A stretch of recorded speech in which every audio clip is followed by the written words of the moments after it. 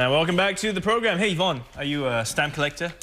You know what? I used to collect stamps when I was a kid, yes. Okay. My sister Any favourite kinds? Did you just take the kind that comes in from the mail, you know? And... Yep, and we would stick them up on our shower screen. This is how you do it. You soak it in your bathtub, you stick it up on your shower screen. When they're falling off, you can put them in your book. Oh, okay. For a moment there, I thought that was your board. You kind of just stuck them on the shower screen. Well, you know what? Our next guest this morning has enough stamps to last him a lifetime. In fact, I believe he has 800,000 stamps. Amazing. And it's really fascinating too, looking at them all. That's right. So in this year of the tiger, we're going to say good morning to Johnny Lowis because he's got a great collection, especially of tiger stamps. Good morning, Johnny. Thanks for joining us. Yes. Now, you have a huge collection of stamps, as we mentioned, almost 1 million of them, including 500 which are tiger-themed. I believe some of them are in this book, right? Yeah. So why a special affinity for tiger-themed stamps? Because each year I'll be collecting stamps on different zodiac. So this year is the tiger zodiac. So I collect this particularly on tigers. Yeah, and there are about 500 inside there. Yeah. Any favorites in here? I'm going to flip open the book and just as we scroll through. I mean, tell us a bit. Yeah. Most of the stamps are produced on tiger image. And this is normally the country who produced this is for tiger awareness, yeah. Right. Okay. And also some people like to collect stamps on zodiac.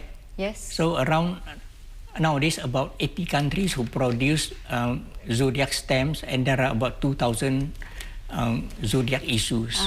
So how do you go about collecting them? How do you actually physically? Actually, some of them I exchange with my overseas friends, where I have overseas contacts in every country. So normally I will correspondence with them and they send me what I like, and of course they love Singapore stamps. So I have to exchange with them. Why is that? Why do they love Singapore stamps? Because Singapore is a small country and our stamp is very rare to those collectors. Yeah, because we don't have many friends, so we rarely send mail out. And normally we try to not email, but we try to write letter. Even if we email, we make sure that we still write a letter with a beautiful stamps on the envelope. So you will actually collect stamps that come in your letterbox. And every day I have about 20 to 30 letters. Oh wow! So you're one of them that does receive a lot of mail. Yes, and that's why I find my letterbox is very interesting. Otherwise, when I look at my neighbor, they just full of bills. Of course. So do you have a favourite amongst your collection of tiger stamps? My favourite is actually the first tiger stamps, which is produced in 1950. Oh, okay. That is. The oldest tigers on stamp.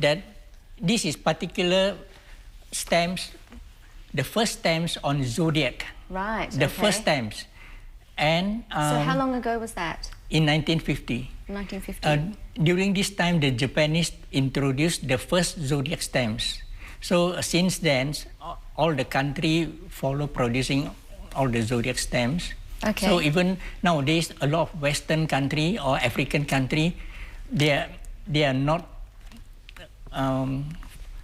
in Chinese culture, but they still produce zodiac stamps because zodiac stamps is actually making a lot of money. Yeah. For example, recently the Chinese zodiac stamps was snapped up on the first day with 150,000 people queue up midnight, and even in Singapore, until today, a lot of collectors don't get the stamps because I think it's a shortage or they still hold back here. Johnny, let me ask you, because I flipped to this page which talks about, it's sort of stamps have a lot of, you can see it on the screen right now, like tell stories as well, right? I mean, they're folk tales, and this one is about, tiger hunting, which was done by some hunters on foot. You see, this tiger hunting is actually in Korea. Long time ago, they have tigers. But during the Japanese occupation, all the tigers were killed by the Japanese. So until today, you don't find any tigers in Korea. Yeah. Yeah, so it's amazing because the stamps can almost tell you about a certain period of time and what was happening then. It sort of captures that moment in history as well. Yes, yeah. And even stamps are popular among the children, as you can see from the cartoon, the cartoon stamps. Is it this one? No, the cartoon? The cartoon is... yes, the colourful ones. These are the ones I like to collect. These are all the mixture of the stamps. Yeah. Okay, there are lots of different... if you can give me the... It's okay. I think Johnny's got so many stamps here. I tell you, we're lost. I tell you. And this is my favorite one, the white tigers. Oh, this one is your favorite one. Yes.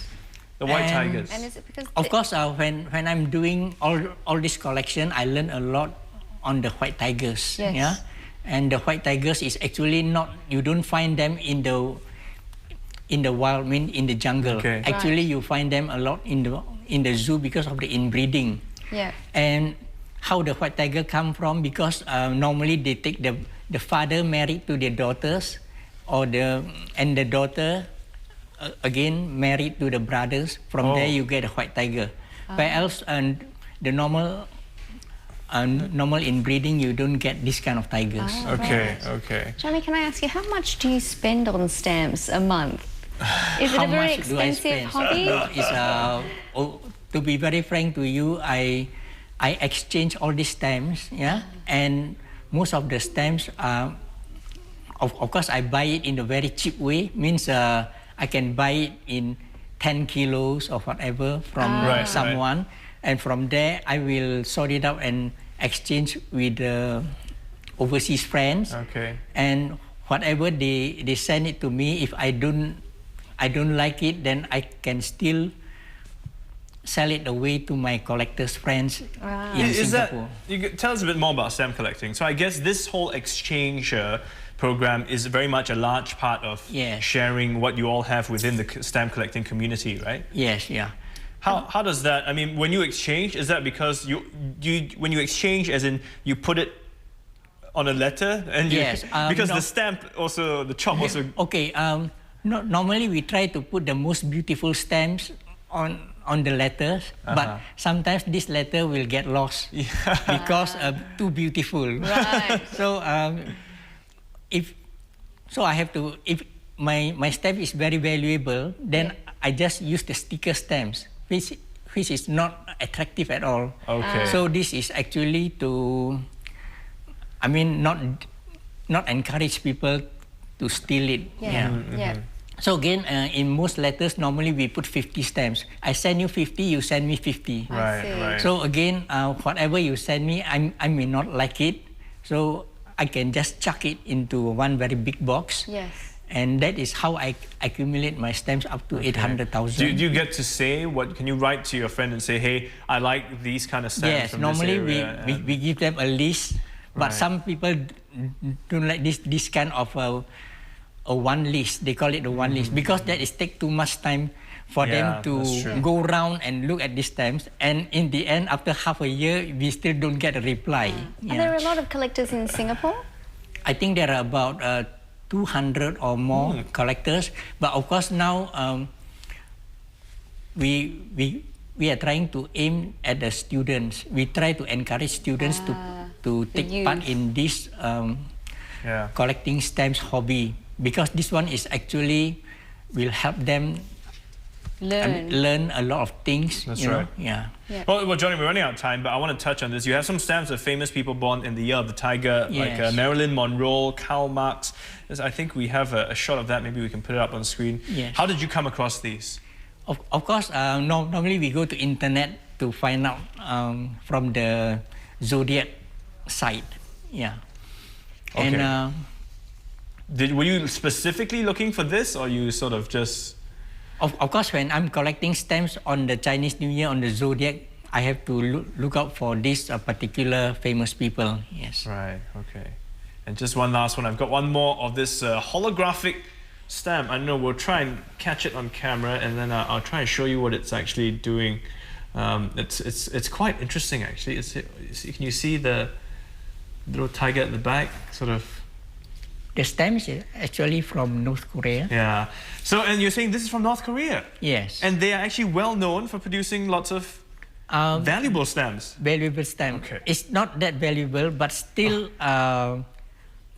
people will look for it. Or unusual stamps. Yes, rather. yeah. Okay, well, if you'd like to find out more, thanks so much for joining us, Johnny. If you'd like to find out more about stamps, Johnny will be is that at the Singapore Philatelic Museum? Yeah, helping to stamp these tiger stamps. Okay, that's right. That was Johnny Lowis, an avid stamp collector, speaking to us, telling us all about the history of it. And as Yvonne mentioned, if you'd like to find out, just make a visit to the, I believe, the Singapore Philatelic Museum, and you can catch more of his wonderful collection there. It's open house. And it's open house tomorrow, as he just mentioned. So make a trip. It's still a public holiday here in Singapore. And we got to wrap up. We've overrun. We've got to wrap up for this Monday, 15th February. Thanks for your company. We're back tomorrow with another exciting show. Stay with us. See you then. Bye-bye.